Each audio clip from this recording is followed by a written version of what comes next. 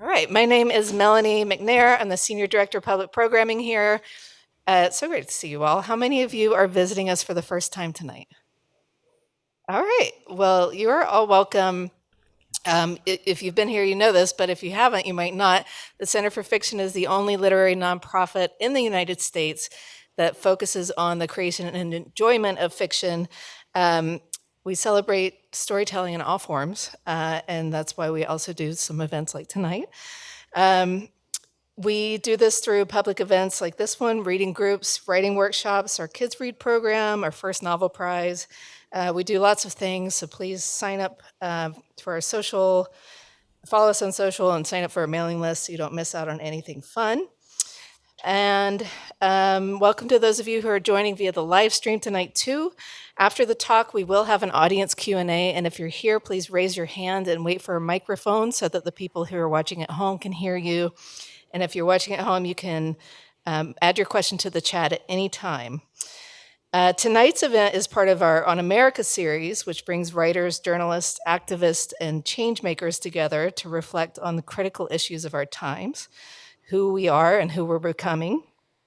And this one is really fun for me because this building opened in 2019, so we haven't been here that long. And in the spring of 2020, I sat in the executive director's office, a multi-sensory immersive installation on climate stories and climate writing. And those plans didn't get very far because you might remember some other things happened that year. But Emily's devotion to bringing challenges of climate change and climate crisis to the page, and also to the ways we connect that to justice and race, has gotten us to where we are tonight, and we're really happy to bring her here to our stage to celebrate lessons for survival, mothering against the apocalypse. Please welcome her to the stage, along with her friend Garnette Cadogan, the lead distinguished lecturer of urbanism at the School of Architecture at MIT. Welcome them to the stage.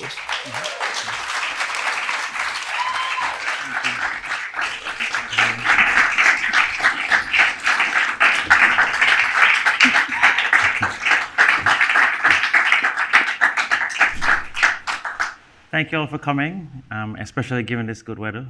It will be very hard to get me as a Jamaican to be in a room like this with this kind of weather after the cold. So we'll do our best to make it well worth your time and the sacrifice. But Emily, the book is a mood, the book is a story, the book is an atmosphere, and I felt it to be only right for you to take us to all three first, with reading. Okay. So take us to that mood. Yeah, thank you all for being here. You see a lot of my students from City College in the room and people who helped me make this book. My husband's here and a lot of friends, so thank you all for coming. I'm going to read a section called Our Nest, which refers in part to this photograph behind me, which I took in Sugar Hill, Harlem. What year? What year? Yeah. Oof. I've been photographing these murals of the birds for several years, and this one, I think it was, I took this before the pandemic, but I couldn't say exactly. Our Nest. Here's what I can tell you about the Wilson's Warbler. This is the Wilson's Warbler mural, which I photographed at a storefront church called Iglesia de Dios el Refugio. They typically avoid the interior of the dense forest, preferring scrubby, overgrown clearings and thin woods, staying low in semi-open areas, and breeding as far north as the timberline in thickets, second growth and bogs, along wooded streams, moist tangles, low shrubs, groves of willows, and alders near ponds. They nest from coast to coast in Canada, but are far more common in the West. In the Rockies and westward, Wilson's warblers are often the most abundant migrants in late spring. Their young are fed by both parents, but brooded by the female alone.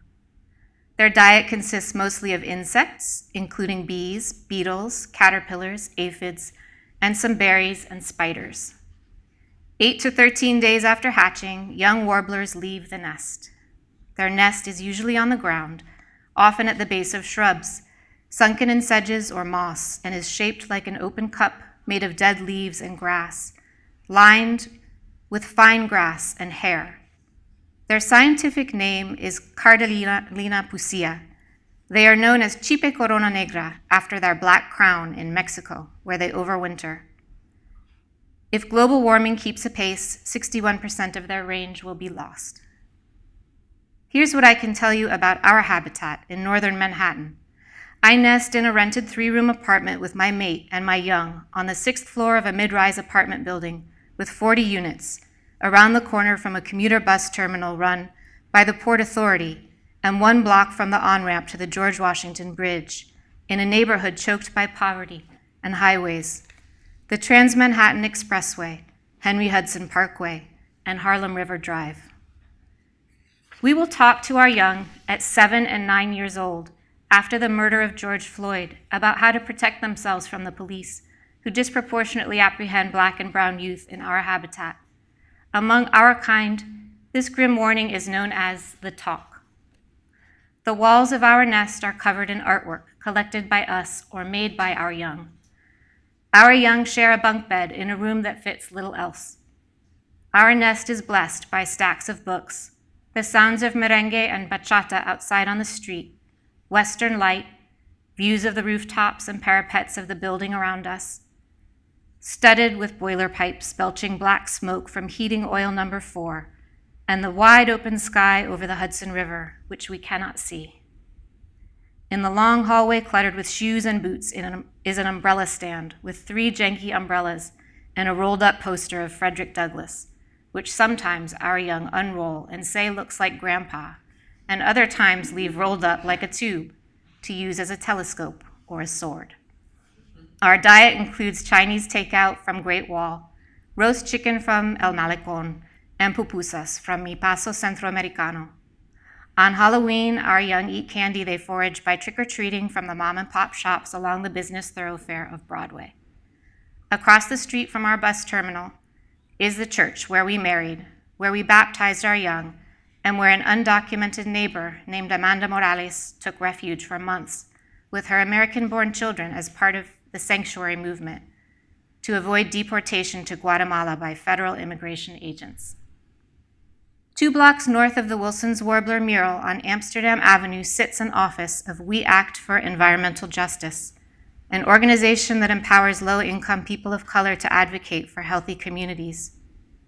It is well documented that some of the most polluted environments in the nation are where people of color live, work, play, and pray.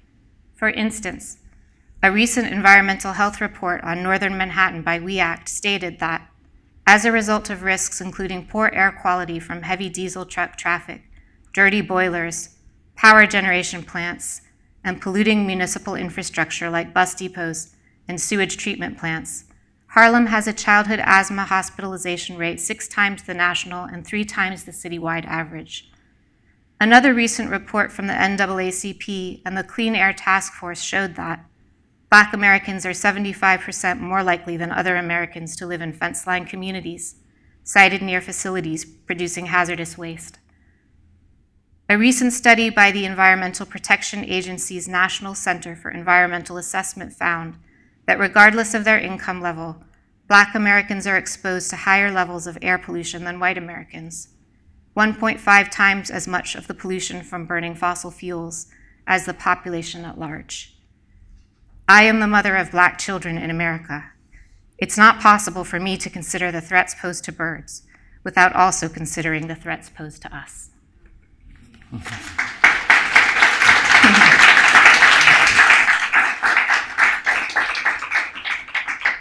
So Emily, I began with this because in so many ways this essay is representative of the book.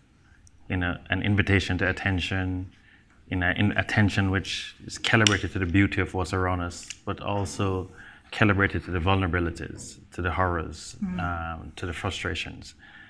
And I want you to, take us another invitation. Give us a sense of, when did you, begin, as it were, most potently aware of that kind of tension? Because this wasn't always something present in your writing.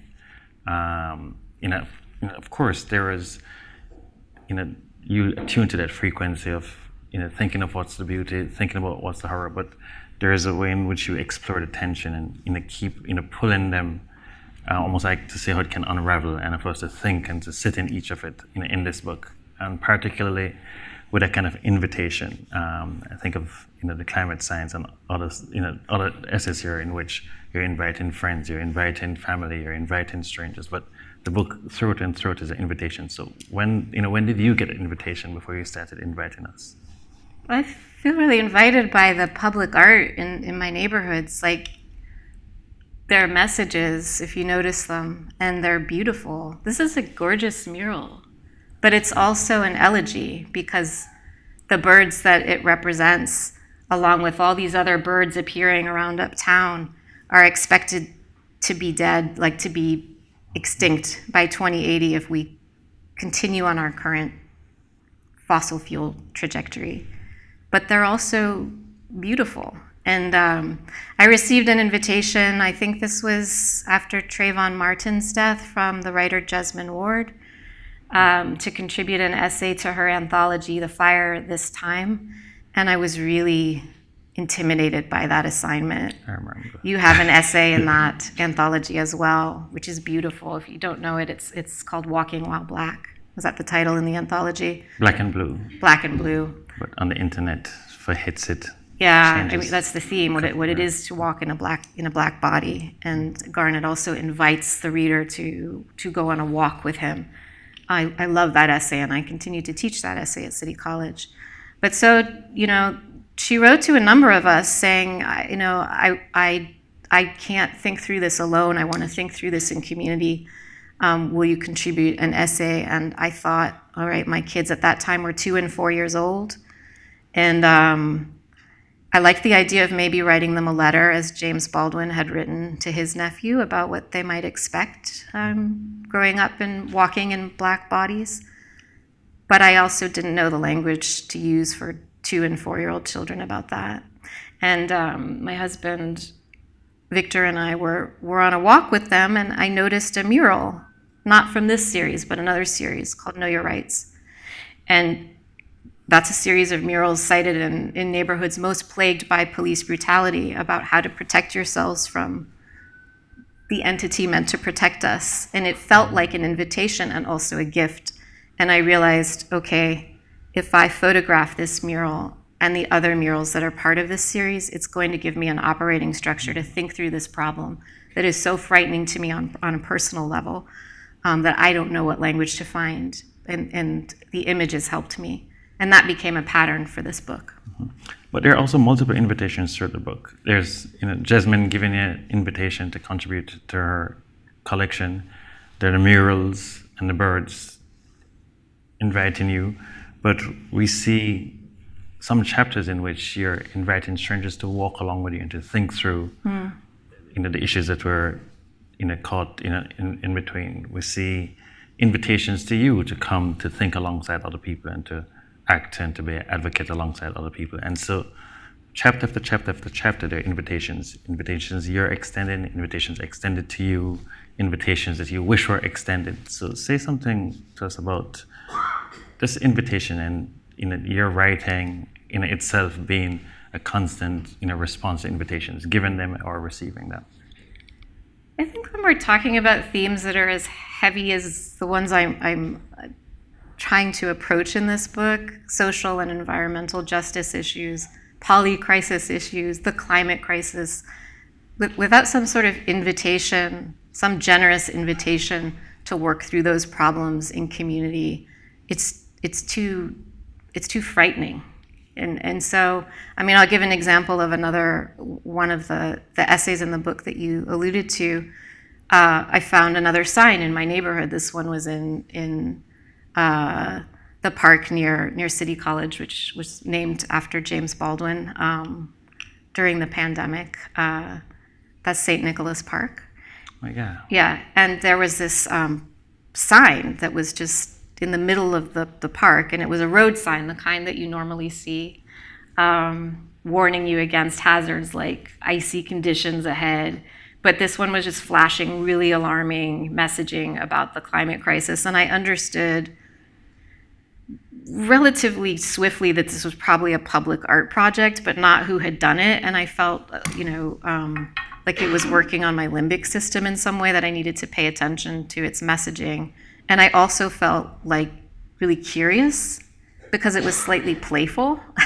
It was an invitation. And then I did some internet sleuthing and discovered this is part of another series. There are 10 of these signs staged around parts of New York City that are particularly threatened by the climate crisis, not in the future, but already, whether that's because of flooding or the urban heat island effect.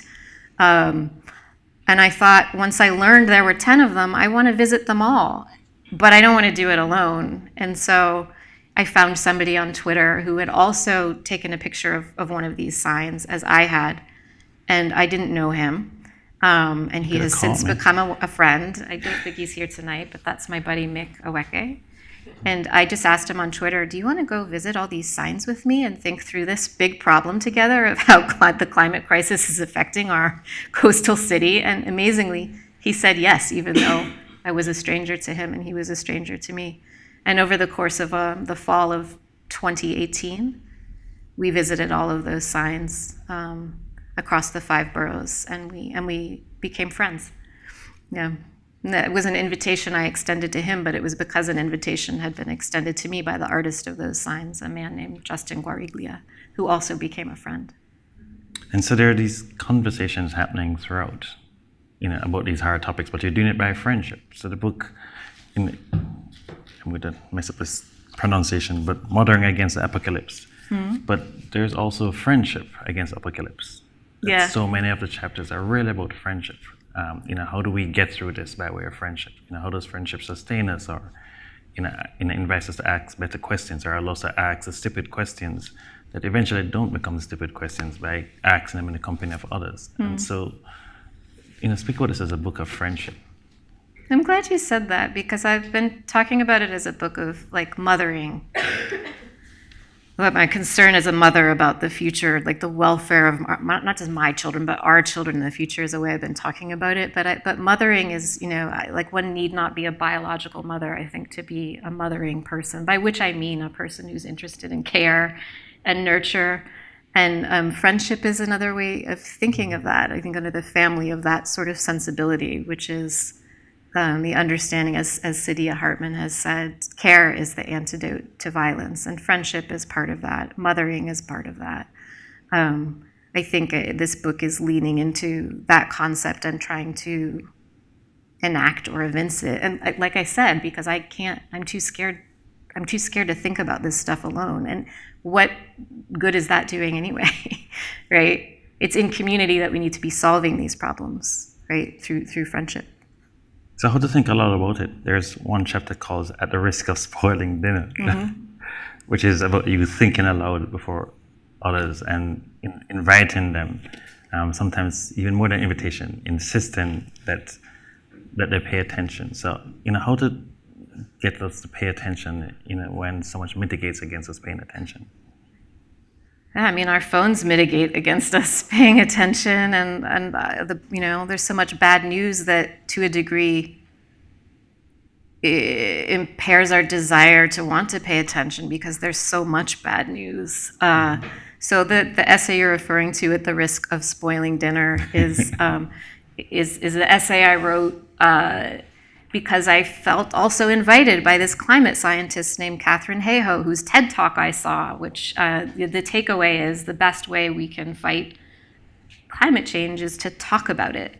And there is a distance between the number of us who are appropriately alarmed about the climate crisis and the number of us who talk about it with any degree of regularity, if at all. And that distance is called climate silence.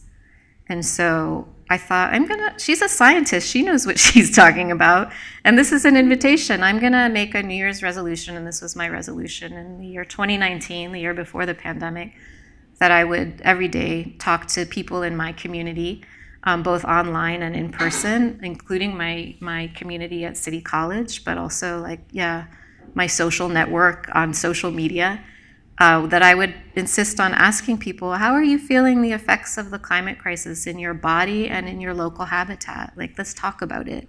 And I did that at dinner tables, sometimes at the risk of spoiling dinner. And I wrote down everything everybody said for an entire year, and it turned into, I don't even know what to call that piece of writing. This is the piece of writing we were imagining, Melanie and I, maybe making some sort of multimedia installation out of, because it was weird. I mean, I call it a global chorus, maybe. I don't feel like I'm its author because I was only just writing down what other people said, so I was maybe a scribe. Like it was a joint effort. It was a family affair. Yeah, I actually had that essay in mind when I said that the book is part story, part mood, part atmosphere. Because there's a bricolage element to it in which there are other voices coming through. And one of the things I know that, I mean, I said it's part from friendship, but also as a reader, your insistence on finding ways to have other voices come to the surface, and how do we listen to multiple voices at the same time?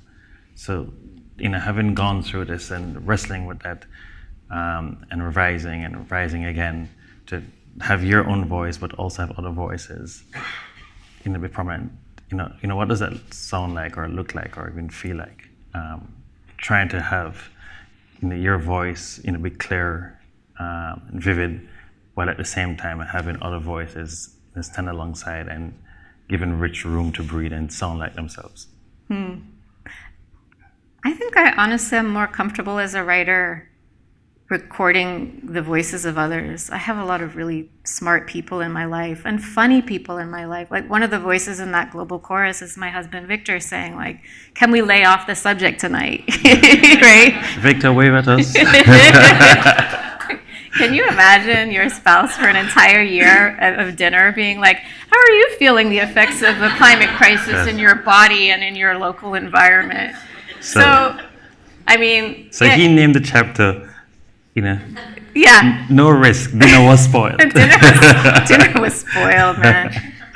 Many spoiled dinners, that's his secret title. I brought that up just to say, like, it's really important to me that there be humor in here and that there be joy in here. And as I was working on these essays, and especially as I was revising them with my editor, Retha, and Garnette helped me edit this too, the effort was toward, like, trying to balance between the dark and the light, and having a degree of playfulness and joy in there, because that's also what it is, especially when you're falling in love in the world again through the eyes of your own kids. It's re-enchanting. And so I wanted that to be part of the sensibility and the mood of this book, for there to be play.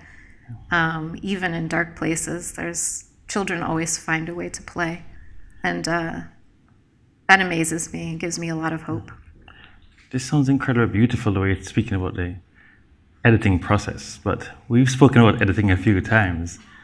And I remember one particular conversation a couple of years ago, and I said to you, I was struggling with a piece, and I said, revision, blood of revision. And you said, I've said it before, and I'll say it again. It's like pulling a saw out of my vagina.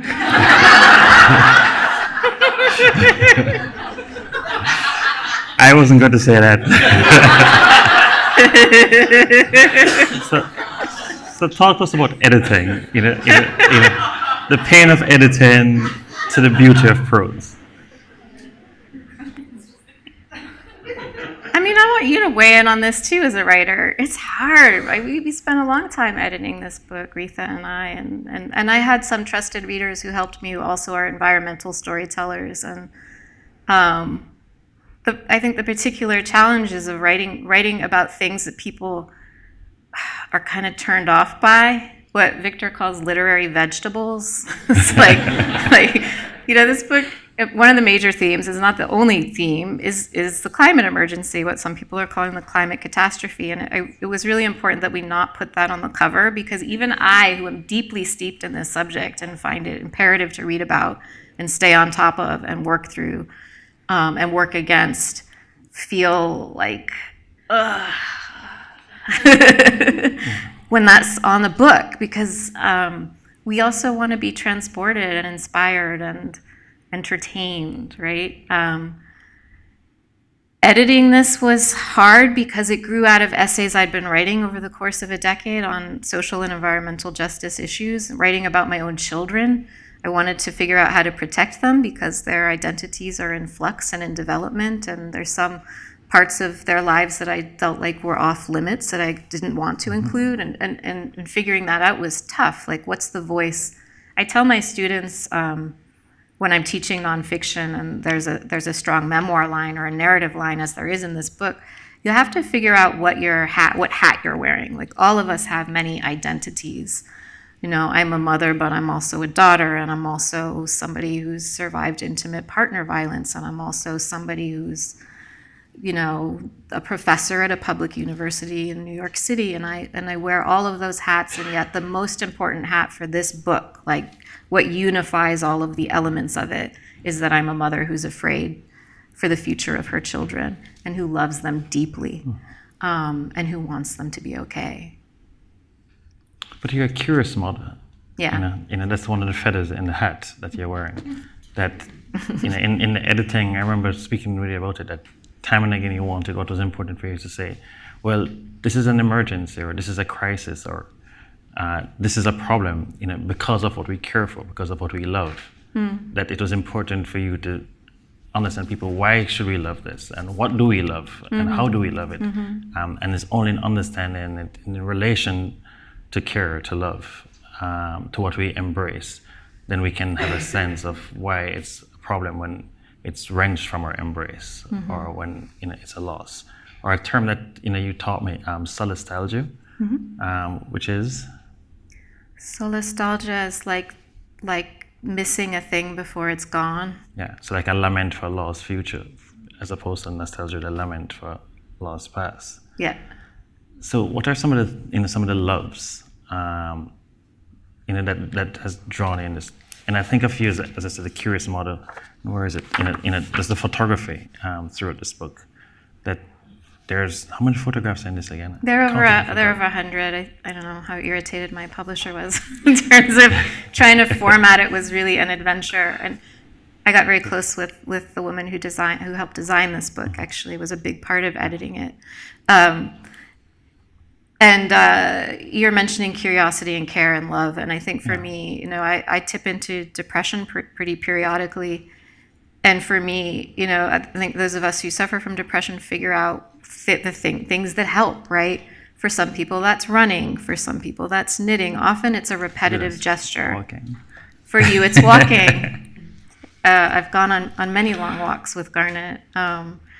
Driven by curiosity and like in an effort to get out of a place of despair, right? And so for me, I figured out if I take pictures with my camera, like if I'm on a walk with my camera, it allows me to have a degree of structure and a way of seeing and like a container for my curiosity that gets me out of feeling stuck or in a sad place.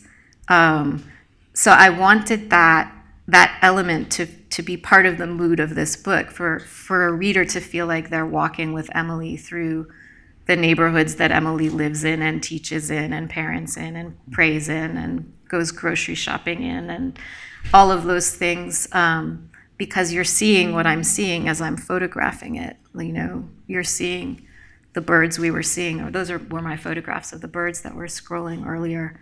And I wanted you to get a sense of the cityscape, that it was important to me not just to have a beautiful mural, but a person in front of a mural, a neighbor, you know, like for a sense of scale and a feeling of place. You said a way of seeing, and mothering is, you know, many things. You know, how is mothering a way of seeing? There's like a lot of moms in the room. I wish could help me with this one. How is... Out of mom saying, a mom wouldn't have asked that question. They would have had a better question. It keeps you on your toes. Like you have to be alert and awake. My kids have head lice right now. I'm kidding. And I bring that up just because, like, there's always a mini crisis happening. I mean, the pandemic was the big one that lasted a while. how is motherhood a way of seeing? Like, it's also the gift of, I mentioned this a little bit earlier, like re-seeing through them as they're learning. And so when they ask questions, really good questions like, Mom, what happened to winter?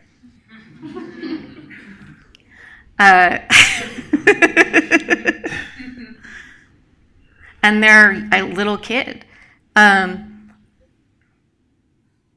It makes you think about language differently. This isn't, maybe it's not merely seeing, but also, being and caring and paying attention. Like there's a kind of skin in the game, thinking in terms of future and thinking about even their own kids, should they choose to have them.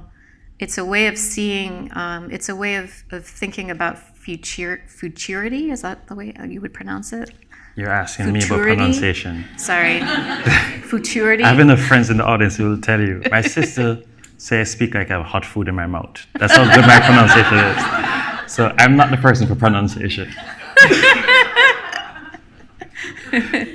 You're making me think of Mushmouth from... Exactly.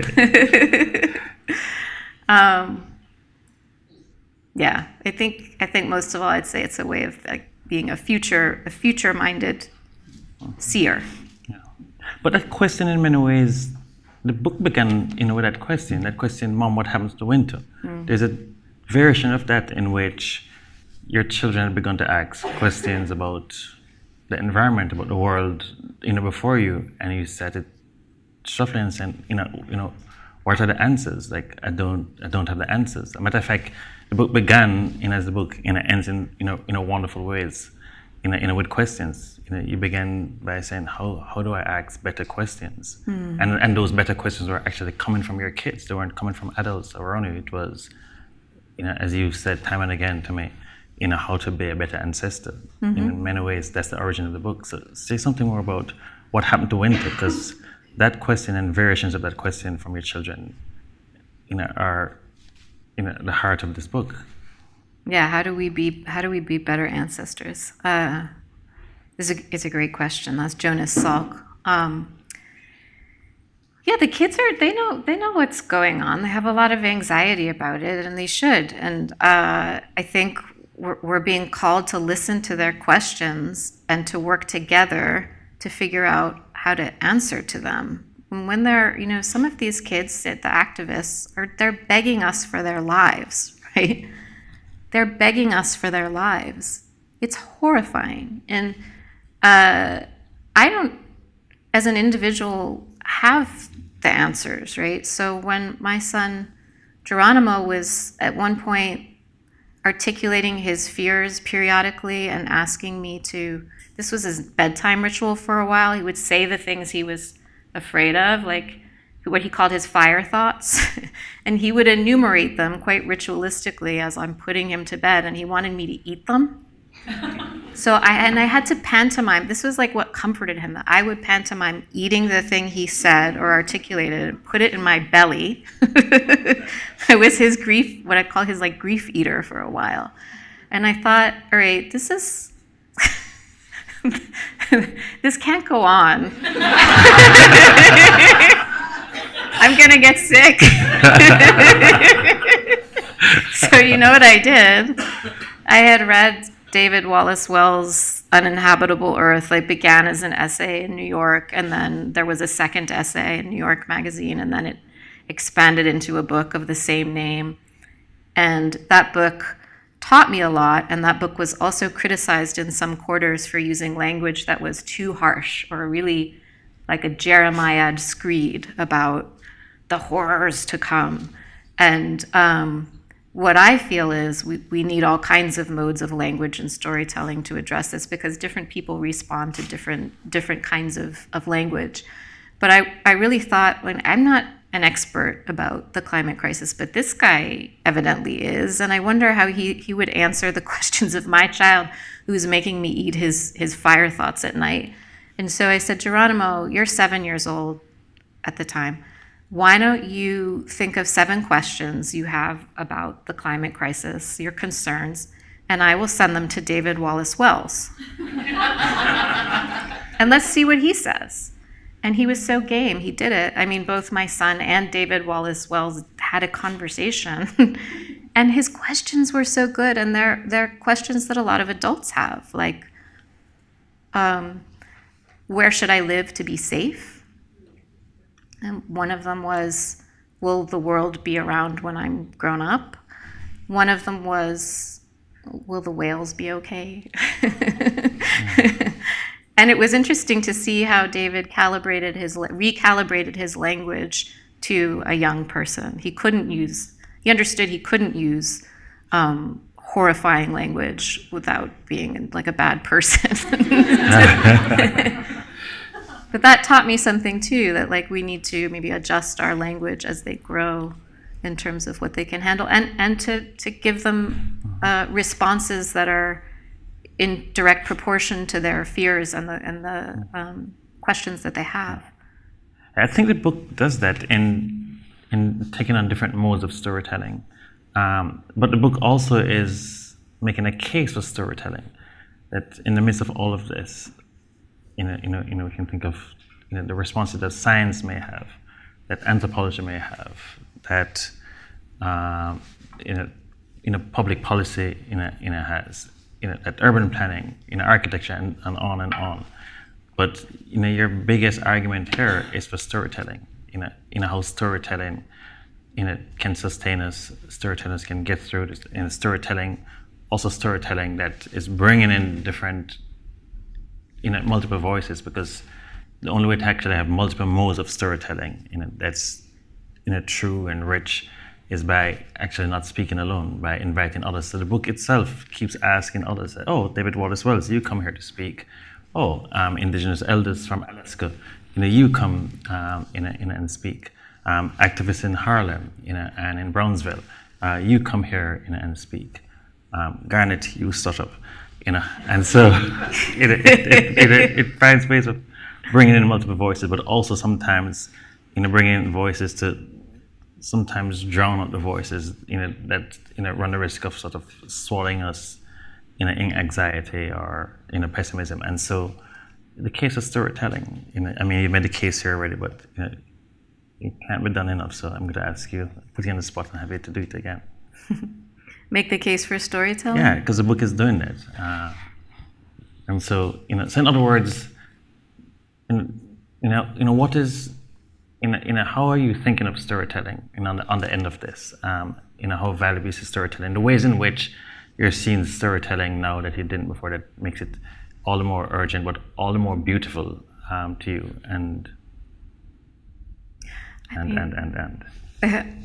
I think as a reader and a writer, that's the mode that's the most comfortable for me.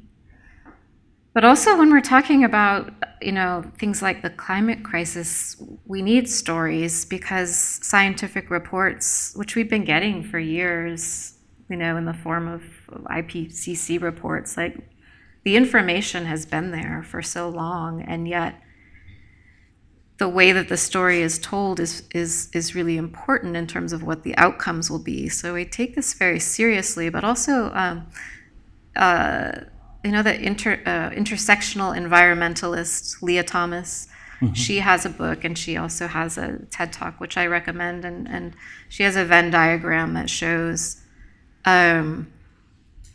something along the lines of, I might not get it exact, but like when you're thinking about how to act in the face of this, it's good to identify what needs to be done, what you're good at. I can't remember the third thing.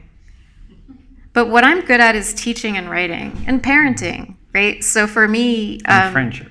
Friendship. She's a marvelous friend. So is he. Yeah. But yeah, like it's not so hard when you identify, like, what am I already doing in my life? I'm teaching, so I sort of shifted what I was teaching from like fiction workshops to climate writing workshops. Like, let's talk about, and students are still welcome to write fiction, but let's think about how to integrate the reality of the climate crisis into the And storytelling. playfully, because I've borrowed your syllabuses. I've cribbed from your syllabuses, as you know. Yeah, and likewise, that's friendship. But I The was, chair of my department says, that's laziness. yeah, they don't need to know.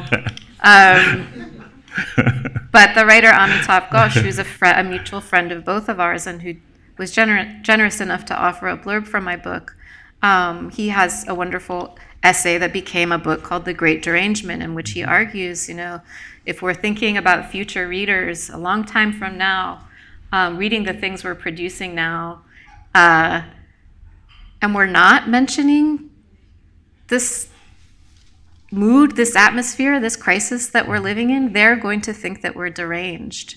It was a way of, again, it reminds me of the Salk quote, are we being good ancestors? Are we being future thinking enough that we're respecting our future readers? Should we be so lucky to have them? Maybe we need to be addressing the things that are of actual concern. Like, what does that look like? And I'm trying to think through that with my students and with my kids to the degree that I can at the ages that they are. Storytelling for me is just, it's like part of it because I'm a writer, right?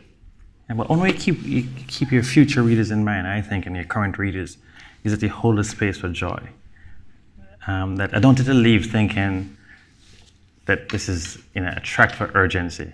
I mean, it is dealing with the urgent matters, but there's a lot of wit in it. There's a lot of playfulness in it. There's a lot of joy in it, and so joy. What is joy? For us, how important is joy? How do we begin to think about and embrace joy in this moment? When is I'd argue all the more important. All the more, to use that word again, urgent. Lest we just get swallowed in despair. Yeah, I think that. So joy is a kind of rest. Like I see it in this book that over and over again, it's like you call us to act, but you call us to rest. And many times when you call us to rest, we rest by joy or rest by playing. I can't say I'm going to embarrass her, but Alexandra Lange is somewhere here, and you and I both love her work and just how much she speaks about the importance of play, the importance of joy, and so. I'm thinking. Somebody gifted me that NAP ministry book, Rest is Resistance, recently when I was saying, like, all this thinking through the climate crisis is, it's giving me migraines and affecting my body, and sometimes it's easier said than done. The premise is, like, particularly Black women need to take naps. Where I find joy, honestly, like the purest place I'm finding joy, like the quickest way to get there for me is gardening. I'm such a middle-aged lady. I had to get to this age to understand that, maybe, but like putting my hands in the soil and like rediscovering the basic miracle that from a seed comes a plant. And that smell, that word petrichor, which I really love, like the smell of the earth before the rain. And we're in the bird migration is happening right now along the Atlantic Flyway. Like the air is just full of bird song. And I think the Surgeon General has said we're in a crisis of loneliness right now because we're all addicted to our phones. But I think most of us intuit and understand that joy comes through the outdoors, right? Like being in nature and being with each other in community, whether that's sharing a meal or going on a walk. It's not so complicated. Yeah.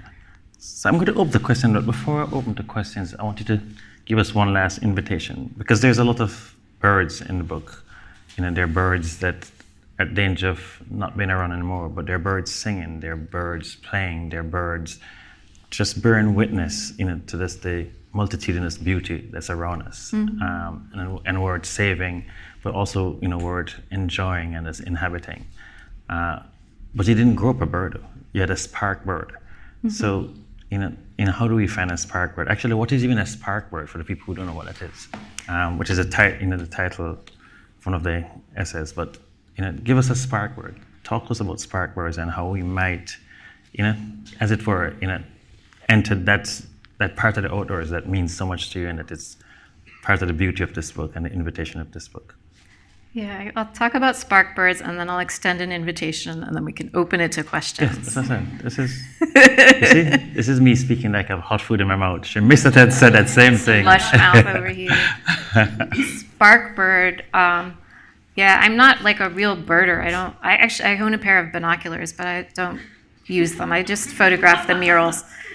But spark bird was a term that was taught to me by the writer Lacey M. Johnson when I told her what I was about with these birds. And the first bird that I photographed, the first bird mural I photographed was a pair of burrowing owls on 145th Street. And it was the first mural that I noticed, and that mural in particular is really colorful and a little bit silly, and I photographed it because it made me feel delighted. And it is a spark bird because it's the first one I noticed. Like, it gave me a feeling of delight that I wanted to pursue. And then I noticed a pattern. Like, I saw, oh wait, there's another bird. It was the American redstart. And then across the street from that, another pair of birds, the calliope hummingbirds. And then it sent me on this trail, right? Like collecting breadcrumbs or bird watching in this odd sense. So the spark bird was the first one that created like an enchantment for me, a feeling of delight that was an antidote to despair, actually.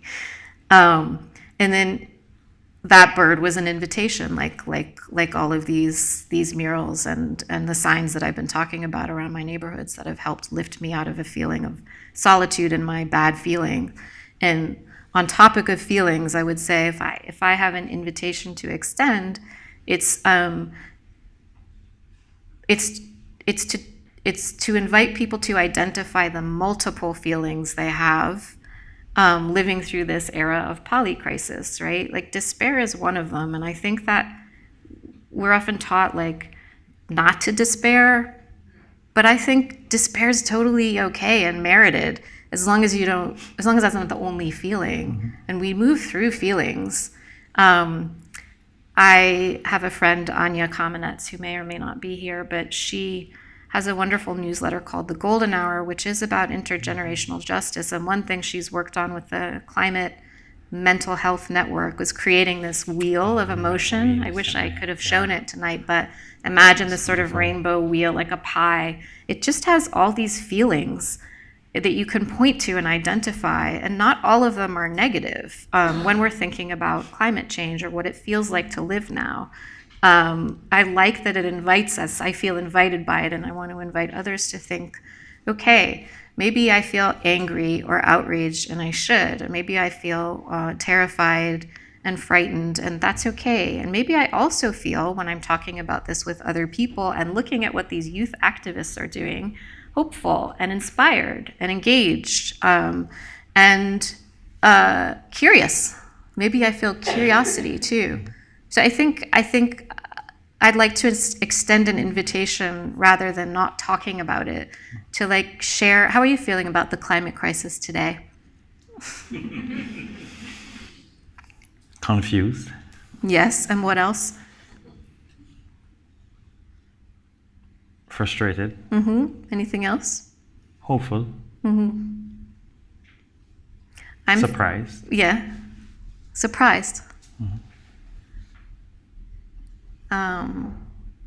I'm feeling also hopeful, inspired, worried, and indignant. That's all I got. Yeah. That's a lot. That's a lot to interrupt in dinner, so Victor.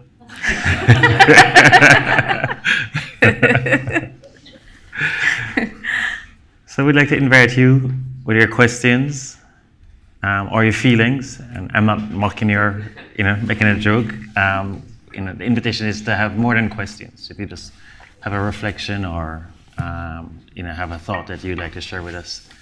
And I see a hand there, so here, and then a second hand there. And we'll come over to you with a microphone. That person on your right first.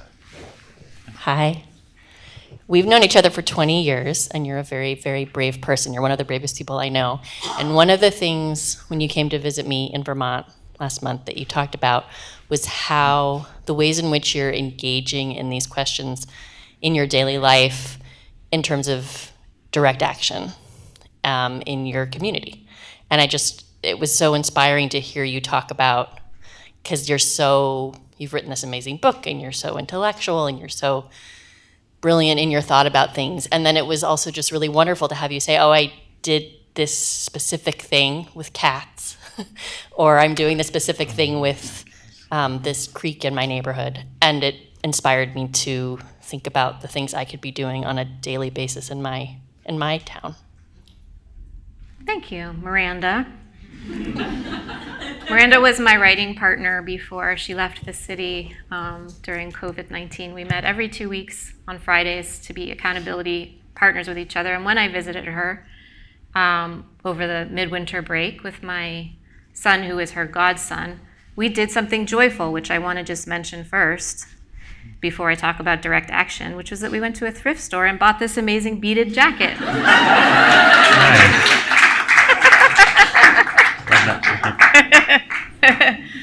One of the cool things happening in our neighborhood, Victor and I and our kids, we live in the Bronx now. Our pandemic move was out of Washington Heights in a very small apartment that I read about in that chapter to a house where I have a garden. But we also, as it turns out, bought a house on paved over wetlands. And there are water issues, as there are in much of New York. There are flooding issues. And so one really cool thing they're doing in our neighborhood is daylighting Buried Brook. It's going to be the first daylighting story in New York City. Daylighting means they're unburying water that was buried to create, infrastructure. And so it's an act of climate mitigation. It's like been in process for 20 years or more by several, civic groups working together to do something good. And it's messy and it's complicated and it's imperfect, but it's a way of trying to transform or redress a wrong that was done to the land. And it's so cool that it's happening we'll be in its watershed, and I can point my boys to that and say, look, this is what people are doing to try to act, and let's participate in witnessing that. This person here in Hi, my name is Jennifer, and I just got a master's in climate and society at Columbia. And so many conversations about climate are sort of along this dimension of optimism versus pessimism, when it seems like the only important axis is action versus inaction. And I was wondering if your book addressed politics directly. Yeah. Does my book address politics directly? Yeah. Yeah, and politics, understanding it's the rich, broad understanding of the term. Politics as encounter, politics as conversation, politics as you heard a hesitation. It's never easy to try to discuss somebody's book, what it means when a person is right beside you. Every little gesture of like, oh, I'm hearing this appropriate.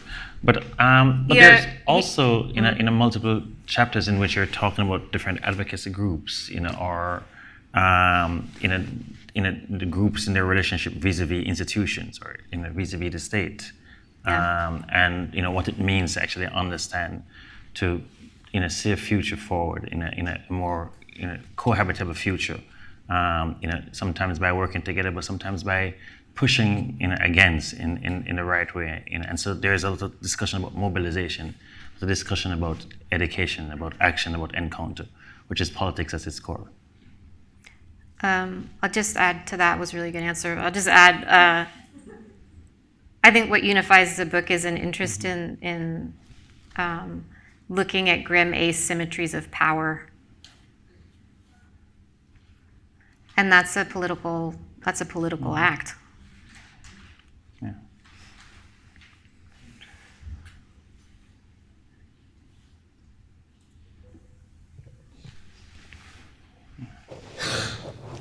Hi, I wanted to just push on that point a little bit more in terms of New York's history and its environmental racism being so closely connected to neighborhoods. Yeah. As you started to sort of walk and travel around the neighborhoods, how did you feel connected to that history or disconnected? And what can you share with others who are, trying to discover, trying to unearth the history of their neighborhood and their relationship to it? It's many questions. But there's also this question about the physicality of the spaces like the wetlands and the coast in New York and how we have disassociated from that history because, because of urbanization, because of gentrification, we don't want to remember what's happened. So just how do you relate to that now? And how do you find solace in some of those places where you've been taking your camera? Can I tack on something to that? Yeah, and settler colonialism I was going to tack on. Yeah. What were you going to tack on? In answering it, I would love for you to draw in the title essay for the book, which I think is one of the really beautiful and powerful ways of responding to that. Oh, lessons for survival. Yeah, I mean, I was thinking through sea level rise, like as a coastal city under threat by the rising sea, and thinking about infrastructure and the fact that we're still in this mode of growth, right, as opposed to degrowth. They're still building things where they shouldn't be building things because there's profit to be made. And by people who consistently have put profit above human life. And so I think the more I was learning about sea level rise, the more I was thinking about the example of my grandmother. Is that what you want me to talk about? Mabel Sincere Raboteau, who followed the path of the Great Migration in the 40s after her husband, my grandfather, was lynched when my father was in utero. So what she did was in community along a path that had already been forged, she fled for the lives of her children, and so that they could have a future. She fled state-sanctioned violence that she felt might kill her children.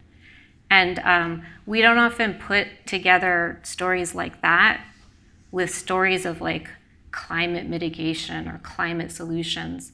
But that was a very easy association for me to make. The more I learned about the level of risk, I thought I have this example already. As the essayist Mary Anais Heglar has said, climate change ain't the first existential threat.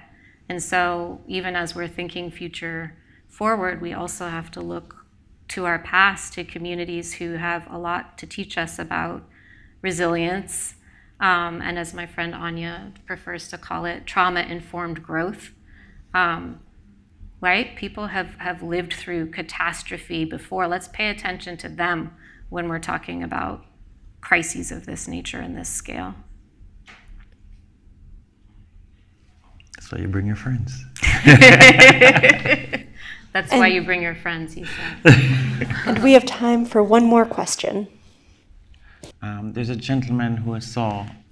Oh, I can't see that. The light is in my eye. There's someone I saw on that side. Terry.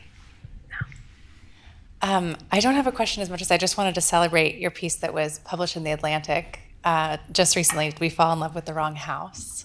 I'm here tonight because of that piece. A friend sent it to me a few days ago, and I just really fell in love with your writing as a model of like both kind of holding the horror and the hope of activism, but like doing so through multiple intersectional lenses and like the layers, the complex layers of the piece. So if you haven't all read it, I really recommend it. I wanted to say thank you for the piece. It was beautiful. Thank you for reading it. And it's in the book. It's in the book too. Yeah. Under what title? Under what title? The Dream House and the Pond. It's the last chapter of the book, and it's about, I mean, when I say the house, it's like our house I'm describing, but it's also the condition of living under late capitalism, right? Being imbricated in systems that we did not design, and yet how do we undo those systems? And how do we also like experience joy as we are trying to dismantle them? So So I hope you'll agree with me that the book is an invitation, it's an embrace, and it's a promise. And thank Emily along with me for this wonderful gift to us.